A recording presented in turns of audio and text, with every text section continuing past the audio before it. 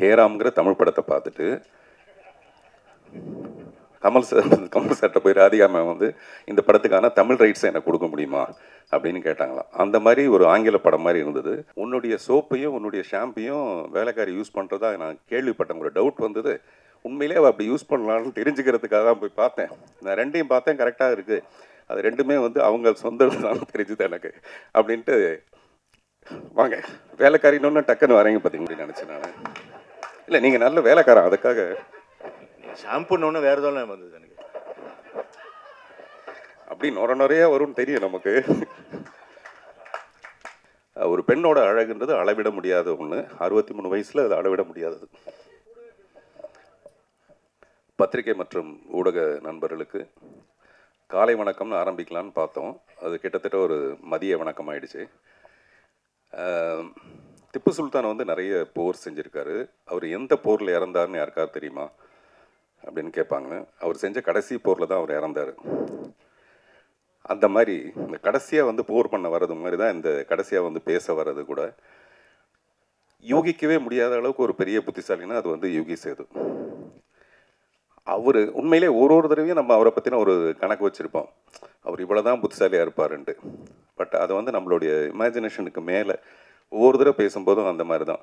இந்த கற்றோரே காமொருவர் மாதிரி உங்கள் மேலே பயங்கர காதல் சார்.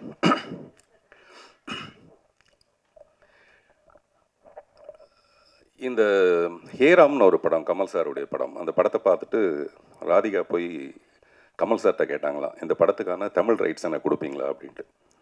ஹேராம்ங்கிற தமிழ் படத்தை பார்த்துட்டு கமல் சார்கிட்ட போய் ராதிகா மேம் வந்து இந்த படத்துக்கான தமிழ் ரைட்ஸை எனக்கு கொடுக்க முடியுமா அப்படின்னு கேட்டாங்களாம். அந்த மாதிரி ஒரு ஆங்கில படம் மாதிரி இருந்தது. அதுக்கு அடுத்தபடியாக இந்த படத்தை தான் சொல்ல முடியும். ஆங்கில படத்தில் கூட தப்பி தவறி ஏதாவது ஒரு 10-12 தமிழ் வார்த்தைகள் வந்திருக்கலாம் போல இருக்குது. இதில் ஒரு 5 வார்த்தை தான் வருது தமிழ் வார்த்தை. மீது எல்லாமே அப்படியே ஒரு இங்கிலீஷ் படம் பார்த்த மாதிரி இருந்தது. 1982 பால் நியூமேன் பண்ண ஒரு படம் ஒன்று, வெரிடிக்ட்னு ஒரு படம் இருக்குது. நேற்று நைட்டு நான் வந்து இந்த படத்தை பற்றி ஏதாவது பேசலாங்கிறதுக்காக போட்டு பார்த்தா அந்த படம் வந்தது. இந்த படத்தோட ட்ரெய்லரும் அந்த படமும் வந்தது. கிட்டத்தட்ட 2 படம் ஒரே மாதிரி தான் இருக்குது. நான் சொல்கிறது கண்டென்ட் சொல்ல, கதையை சொல்ல, இந்த மேக்கிங் ஒரு இங்கிலீஷ் படம் மாதிரியே இருந்தது. அதுக்கு மேலே பாராட்டுறதுக்கு யுகி சேது வந்து அதை புட்டு வச்சுட்டாரு. அதனால் அந்த சைடு நான் போகவே தயாராக இல்லை. அதில் வந்து எவ்வளோ டெக்னிக்கல் எக்ஸலன்ஸ் இருந்தது அந்த மாதிரி விஷயங்களை சொல்கிறதுக்கு. இந்த படமும் எனக்கு வந்து ஒரு டைட்டானிக் மாதிரி. டைட்டானிக் பேஸ் வந்து ஒரு கப்பல். இந்த படத்துக்கு நான் இங்கே வர்றதுக்கு காரணம் ஒரு கப்பல். அந்த கப்பல் வந்து கோபி, ராஜி. நீங்கள் எவ்வளோ அடக்கமாக இருப்பேன் பொண்ணுன்னு எனக்கு தெரியும், நீங்கள் அப்படியே மேடைக்கு வாங்க. ஏன்னா கோபி சொன்னார், நான் வீட்டுக்கு போக முடியாது சார், நான் பேசும்போது ராஜி பேரை சொல்ல மறந்துட்டேன், அதனால் கொஞ்சம் எப்படியா இருந்தால் என்னை காப்பாற்றுங்கன்னு. நிஜமாகவே ராஜி நீங்கள் மேலே வாங்க, கோபி 2 பேரும் வாங்க. சார் எனக்கு கொடுக்குற அந்த புத்தகத்தை கொடுங்களேன், எனக்கு கொடுக்குறதா இருக்குது. அந்த நல்லா பேசினா தான் கொடுப்பீங்கன்னா அப்படி கொடுக்க முடியாது, எனக்கு இப்போயே கொடுத்துருங்க. கோபி, ராஜி 2 பேரும் மேலே வாங்க.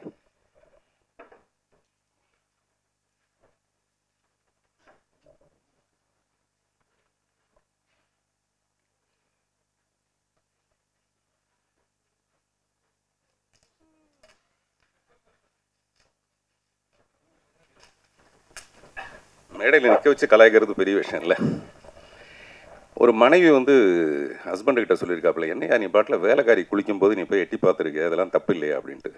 அந்த ஹஸ்பண்ட் வந்து, இல்லைல்லம்மா நீ நினைக்க தப்பெல்லாம் நினைக்காத, உன்னுடைய சோப்பையும் உன்னுடைய ஷாம்பையும் வேலைக்காரி யூஸ் பண்ணுறதா நான் கேள்விப்பட்டேன். ஒரு டவுட் வந்தது.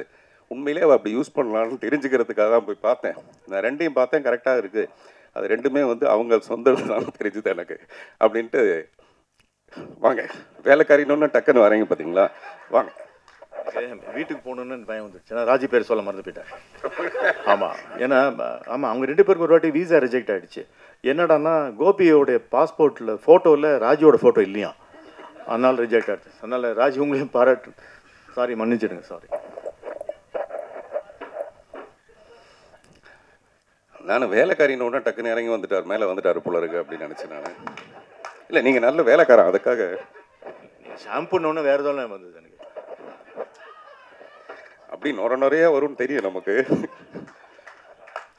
இல்லை எதுக்காக சொல்ல வரேன்னா, இந்த மாதிரி ஒரு சமாளிக்கிற புருஷனுக்கு நடுவில் நேற்று நான் கோபிக்கிட்ட சொன்னேன், சார் நான் வந்து இந்த படத்தோட ட்ரைலர் எனக்கு அனுப்புங்க பேசுகிறதுக்காக. நான் மெசேஜ் அனுப்பிச்சேன், அவர் கேட்கல, தெரியல. அப்புறம் ஃபோன் பண்ணி சத்தம் போட்டேன், என்ன சார் உங்களுக்கு அது புரிய மாட்டேங்குது, அது உடனே எனக்கு அனுப்பிச்சிருக்கலாம்ல.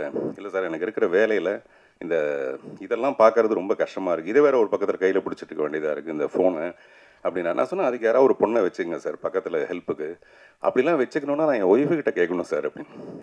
எனக்கு தெரிஞ்ச ஒய்ஃபை கேட்டு வச்சுக்கிற ஒரே ஒரு ஆள் வந்து கோபியாக தான் இருக்க முடியும். கோபியோட ராஜ்யம் இப்படி பிரமாதமாக இருக்கிறதுக்கு காரணமே ராஜி தான். யாராவது ஃபோனை சொல்லுவாங்களா சார்? நீங்கள் வேறு இப்போ தான் நீங்கள் பெரிய புத்திசாலின்னு சொன்னேன் நான், நீங்கள் ஃபோனை வச்சுக்கணுமா ஒரு 2 டவுட் வேறு கேட்குறீங்க நீங்கள். ஸோ இப்படி எதுக்காக சொல்லணும்னா, இந்த மாதிரி ஒரு கப்பல் அமைகிறது ரொம்ப ரொம்ப கஷ்டமான ஒரு விஷயம். ஒரு ஃபியூ இயர்ஸ் வந்து அப்படி இருக்கலாமே தவிர, கடைசி வரைக்கும் பொண்டாட்டி பேச்சையே கேட்டுட்டு ஒரு புருஷன் இருக்கிறாங்கிறது அந்த போராட்டம் வந்து கோபிக்கு தான் போய் சேரும்.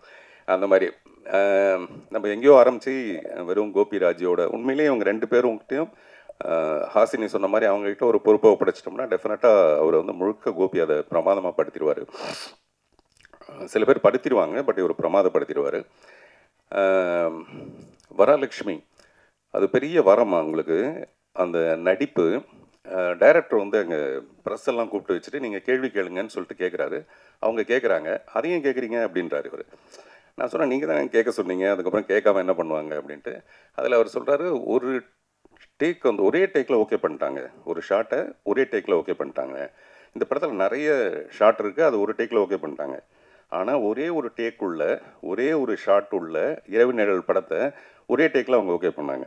நான் சொன்னது 2 மணி நேரம் படம். கிட்டத்தட்ட நாங்கள் 85 நாள் நாங்கள் ரிஹர்சல் பண்ணிவிட்டு கடைசியில் ஒரு 4-5 நாளைக்கு முன்னாடி தான் வரலட்சுமி கூப்பிட்டு அந்த மாதிரி ஒரு ரோல். எனக்கு உண்மையிலே ரொம்ப பயமாக இருக்குது. அவங்கள வந்து சப்போஸ் அவங்க தப்பு பண்ணிட்டாங்கன்னா மறுபடியும் ஒரு ஒன் மோர் போகணும். அதனால் எனக்கும் பதட்டம், அவங்களுக்கும் பதட்டம். ஆனால் அதை ரொம்ப பிரமாதமாக பண்ணாங்க. அது ரொம்ப பெரிய ஆச்சரியமான ஒரு விஷயம். அதே மாதிரி இவ்வளோ அமௌண்ட் ஆஃப் இங்கிலீஷ் நான் பேசினது இல்லைன்னு சொன்னீங்க. ஆனால் எவ்வளோ அமௌண்ட்டுன்னு மட்டும் சொல்லலை. இந்த படத்துக்கு இவ்வளோ அமௌண்ட் வாங்கினேன் அப்படின்னு கூட சொல்லலை நீங்கள். அது வந்து ப்ரொடியூசர் கொஞ்சம் அதிகமாக கொடுத்துருப்பாருன்னு நினைக்கிறேன். அப்புறம் ப்ரொடியூசர் வந்து ரொம்ப நிஜமாகவே ரொம்ப அண்டர் ப்ளே பண்ணியிருக்கீங்க நீங்கள். வழக்கமாக ப்ரொடியூசர் நடிக்கிறதுக்காக தான் நிறைய படம் எடுப்பாங்க. அப்படி இல்லாமல் இந்த படத்துக்குள்ளே நமக்கு என்னவோ அதை மட்டும் நம்ம பண்ணலான்றதும், அப்புறம் யுகி சேது மாதிரி ஒருத்தர் நீங்கள் உண்மையிலேயே நல்லா நடிச்சிருக்கீங்கன்னு சொல்கிறதும் பெரிய ஆச்சரியமான ஒரு விஷயம். நானும் அவரும் சில நேரத்தில் பொய் சொல்லுவோம், பட் இந்த மேடையில் அப்படி பொய் சொல்ல விரும்பலை. அதே மாதிரி சுஹாசினி மேம் அவங்களுடைய நடிப்பை பற்றி எல்லாரும் பேசுவாங்க. ஆனால் ஒரு அழகின்ற ஒரு திமிரு இந்த உலகத்திலே ரொம்ப அதிகமாக உள்ளது வந்து சுஹாசினிக்கு மட்டும்தான். பார்த்திபன் எனக்கு இன்றைக்கி 50 வயசு பார்த்திபன் அப்படின்னு எனக்கு ஒரு ஃபோன் பண்ணி சொல்லுவாங்க, எனக்கு இன்றைக்கி 50 வயசு அப்படின்னு. நீங்கள் யோசிச்சு பாருங்கள், எல்லா பெண்களும் ஒரு 28 வயசுக்கு அப்புறம் வயசை மறந்துடுவாங்க, நம்பரை மறந்துடுவாங்க, சொல்ல மாட்டாங்க. 50 வயசுலேயும் ஒரு பெண் வந்து எனக்கு 50 வயசு ஆகிடுச்சுன்னு சொல்லணும்னா அப்போ தன்னுடைய திமிரு மேலே எவ்வளோ பெரிய ஒரு அழகு இருக்கணும். பாரு நான் 50 வயசில் எவ்வளோ அழகாக இருக்கேங்கிறது. அந்த மாதிரி ரொம்ப செல்ஃப் கான்ஃபிடென்ஸ்னால் அப்படி ஒரு கான்ஃபிடென்ஸு. எனக்கு மணிரத்னத்து மேலே லவ், மணிரத்னத்துக்கு சுஹாசினி மேலே love. A = B, B = C, then A = C, அந்த மாதிரி. So we love you all. Director இந்த படத்தில் ஒரு பாட்டு எழுதுறதுக்காக என்னை வந்து சந்தித்தார். அப்போ அந்த சுச்சுவேஷன் சொன்னார். அவர் சுச்சுவேஷன் சொல்லும்போது எனக்கு இளையராஜா சார் சொன்ன ஒரு ஞாபகம் வருது. இளையராஜா சார் ஒரு மேடையில் சொல்கிறாரு, கண்ணதாசன் வந்து உட்காந்துட்டாராம். அந்த டைரக்டர் வந்து சுச்சுவேஷன் சொல்கிறாரு. சொல்லும்போது கண்ணதாசன் வந்து அப்படின்னு துப்புறாராம். அவர் சுச்சுவேஷனுக்காக, அவர் டைரக்டர் சொன்ன சுச்சுவேஷனுக்கு துப்புறாரா இல்லாட்டி உண்மையிலே வாயில் போட்ட வெத்தலை பார்க்க துப்புறாரான்னு தெரியலன்ட்டு ராஜா சார் ஒரு ஜோக் அடிக்கிறாரு. அந்த மாதிரி சம்டைம்ஸ் வந்து அந்த சுச்சுவேஷன் அப்படி இருக்கும் பொதுவாக. பட் ராஜா சார்ட்ட நீங்கள் என்ன சுச்சுவேஷன் சொன்னாலும் பிரமாதமாக தான் பாட்டு போடுவார். சிட்டுக்குருவின்னு ஒரு படம் 8 சாங்கு ஹிட்டு. அது ஒன்றும் படத்தோட சுச்சுவேஷன் சொல்லி பண்ணது கிடையாது. அப்படிப்பட்ட ஒரு மியூசிக் டைரக்டர். இவர் சுச்சுவேஷன் எனக்கு சொல்ல வரும்போது ஒரு முழு கதையுமே சொன்னார். இந்த படத்தோட படம் பார்க்குற மாதிரி அவர் ஒரு முழு கதையை சொன்னார். அப்போவே எனக்கு இந்த படத்து மேலே ஒரு பெரிய நம்பிக்கை. அது வந்து ட்ரைலரில் பார்த்தாலும் ரொம்ப பர்ஃபெக்டாக இருந்தது. இவர் யுகி சேது சொன்ன மாதிரி திருப்பி யுகி சேது சொன்ன மாதிரின்னு சொல்ல வேண்டியதாக இருக்குது. ரொம்ப அளவெடுத்து பிரமாதமான பர்ஃபார்மன்ஸ் எல்லார்ட்டையும் வாங்கியிருக்கிறது. அட் டான் இட்ஸ் குவைட் இயர்னு ஒரு படம் இருக்குது, ஒரு ரஷ்யன் ஃபிலிம். அதில் ஒரு 5 பெண்கள், எனக்கு அதுதான் ஞாபகம் வந்தது. At dawn it's quite year. நானும் உங்களை மாதிரி ஏதாவது 2-3 பேரெல்லாம் அப்படி சொல்லலான்னு, இல்லாட்டி மரியாதையாக இருக்குது அதில் நம்ம வந்து கடைசியாக பேச வச்சுருக்காங்க அப்படின்ட்டு. ஸோ அந்த படத்தில் ஒரு 5 பெண்கள் பிரமாதமாக நடிச்சிருப்பாங்க. அந்த மாதிரி இந்த படத்தில் இருக்க இந்த 5 முகங்கள். அப்புறம் இந்த படத்தை பற்றி பாராட்டுறது, நம்மளே அதை பற்றி நிறைய சொல்லிகிட்டு இருக்கிறதுக்கு பதிலாக டெஃபினட்டாக நீங்கள் ஒரு நல்ல வேர்டிக்ட் இது கொடுப்பீங்கன்னு நம்புகிறோம். பொதுவாகவே இப்போ படங்கள்லாம் வந்து it may release, it may not ரிலீஸ்னு ஒன்று இருக்கும். மே ரிலீஸ், மே நாட் ரிலீஸ்னு. அப்படி இல்லை, இந்த படம் May 30 அன்னைக்கு ரிலீஸ். வாழ்த்துக்கள், நன்றி.